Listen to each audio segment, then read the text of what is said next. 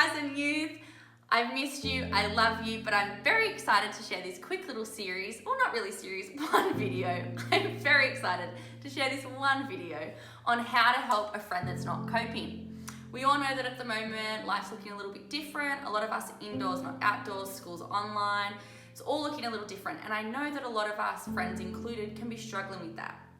So what I wanted to help you with was how to be a caring friend, but find the line between not having to be a professional psychologist or counsellor.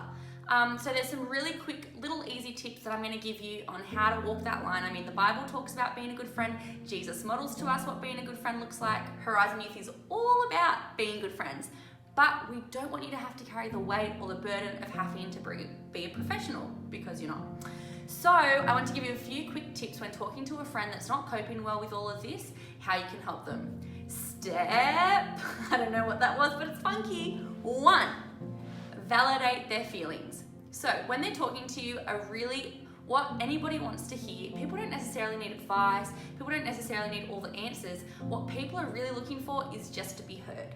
So one quick, really easy way to be a good friend to someone who's not coping is to validate their feelings. A few quick things that can help, like terms or phrases that can help in that is, that must be really hard. I can really hear what you're saying. I can only imagine how hard that must be. That makes a lot of sense to me. Things like that, hearing that from a friend can honestly do so much more than even a strategy or advice. It's just someone saying, I hear you, I can understand, you're not alone, it makes sense. So that was step 1. Step 2 is give them some hope. Now, it's really good to validate what they're feeling and where they're at, but you don't want to leave them there. You don't just want to be like, yeah, that sucks, peace. You want to help them. So this is where, I'm going to give you a bit of knowledge here. This is what we call the strengths-based perspective in psychology. So what you can do is you can just draw on something really positive about them or the situation and point them to that. So you can say, hey, I can totally hear how that's really hard, but how cool that we can still Zoom, or how cool I think it's so strong of you or brave of you to even tell me that you're feeling that. So pull on something that gives them hope, something that gives them some encouragement, something that's just, kind of lifts their gaze from like, this is horrible to like, but there's hope in this. So that's point 2. Point 3 is check that they're talking to somebody else. You are a friend, not a psychologist. So you want to make sure that it's lovely that they're talking to you and that they feel comfortable and confident to talk to you, but you want to make sure that you're not the only one they're talking to. So some quick phrases that you can ask them is, hey, I love that you feel comfortable enough to talk to me about this. Are you talking to anyone else? If they say yes, great. Ask them, well, when's your next catch up with that person, or when are you next talking to them? If they're not, then say, hey, actually, I think it might be a good idea for you to. I've got a few people or things that you could talk to if you want.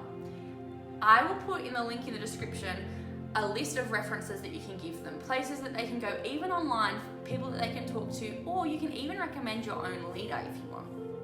And then I don't remember what point we're up to, but it's going to be a good one, is if they want to talk to you about it all again, give them a time frame. You don't want to have that feeling of, oh my gosh, every time I talk to them now, it's going to be hard, it's going to be draining, it's going to be such a big deal. So next time they talk, if you know that they're going to bring it up again, or if it's going to be a lot, or if it's kind of like the problems are really heavy that they want to talk to you about, just say to them when they're asking, hey, can we talk? Say, yeah, but just so you know, I've got to go at, and give them a time.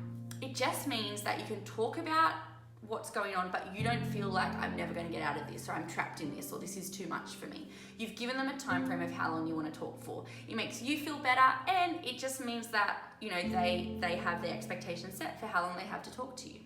And then the last thing is, in all of it, if you walk away feeling heavy from it, if you're feeling a little bit weighted by what you've talked about with your friend, it makes a lot of sense that you would, because it's not yours. You want to be in it with them, but it's not yours to carry. You're not trained in how to carry all that heavy stuff, and you've got your own stuff going on. So this is where you talk to a leader. You talk to a leader, Zoom them, call them, message them, say, hey, I'm feeling really heavy with some stuff. Can I talk to you? Hey, my friends just told me some stuff. I need some advice. Use your leader to help you feel like you're carrying that weight with them as well. You don't need to break your friend's privacy in that, but you can just talk to them about how you're feeling. Or Or obviously you can also talk to your parent or like a counselor or psychologist yourself. So I hope that's helped. I think Horizon Youth, you are the best friends that anybody could have. People are so blessed to know you. Your friends are so blessed to have you as friends. Keep being the light of the world. Keep being the amazing people that you are. Keep loving on your friends. But this is just a few quick, simple things that you can put in place so that you can walk that line of good friend, but not psychologist. I love you. I miss you. I'm sure we'll talk soon. See you later.